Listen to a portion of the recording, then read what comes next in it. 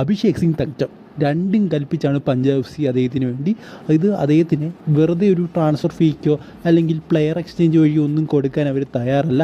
നല്ലൊരു transfer fee തന്നു കഴിഞ്ഞാൽ അഭിഷേക് സിംഗ് തക്ചത്തെ നിങ്ങളെടുത്തോ. അതായത് അഭിഷേക് സിംഗ് തക്ചം, നിഖിൽ പ്രഭു അവരുടെ യങ് ടാലൻസിനെല്ലാം വലിയൊരു ട്രാൻസ്ഫർ ഫീ തന്നാൽ മാത്രമേ ഞങ്ങൾ ആ ഒരു പ്ലേയേഴ്സിനെ എല്ലാം തരത്തുള്ളൂ എന്നാണ് ഇപ്പോൾ പഞ്ചാബ് എഫ് സി പറയുന്നത്. അത്ര വലിയ ട്രാൻസ്ഫർ ഫീ ആണ് അവർ ചോദിക്കുന്നത്. സോ എന്തായാലും മാർക്കസ് ഇപ്പോൾ പറഞ്ഞ എങ്ങനെയാണ്, അതായത് വലിയൊരു ട്രാൻസ്ഫർ ഫീ ആണ് അഭിഷേക് സിംഗ് തക്ചത്തിന് വേണ്ടി ചോദിച്ചിരിക്കുന്നത്. സോ അത്രയും വലിയൊരു ട്രാൻസ്ഫർ ഫീ ആരും തന്നെ കൊടുക്കാൻ തയ്യാറായിട്ടില്ല എന്നാണ് ഇപ്പോൾ നമുക്ക് അറിയാൻ സാധിക്കുന്നൊരു കാര്യം എന്ന് പറയുന്നത്.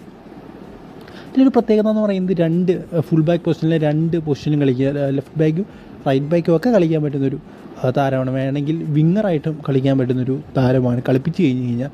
സോ എന്തായാലും അഭിഷേക് സിംഗ് തക്ചത്തിന് വേണ്ടി എല്ലാ ക്ലബ്ബുകളും ഇപ്പോൾ രംഗത്തുണ്ട്. സ്വാരദേഹത്തെ സ്വന്തമാക്കും എന്നുള്ള കാര്യങ്ങളൊക്കെ കണ്ടു തന്നെ അറിയണം. എന്തായാലും ആ ഒരു ടൈമിൽ നേരത്തെ എങ്ങനെ സ്വന്തമാക്കാൻ ശ്രമിച്ചിരുന്നെങ്കിൽ സുഖമായിട്ട് കേരള ബ്ലാസ്റ്റേഴ്സ് സ്വന്തമാക്കായിരുന്നു, അതായത് ആ ഒരു ടൈമിൽ.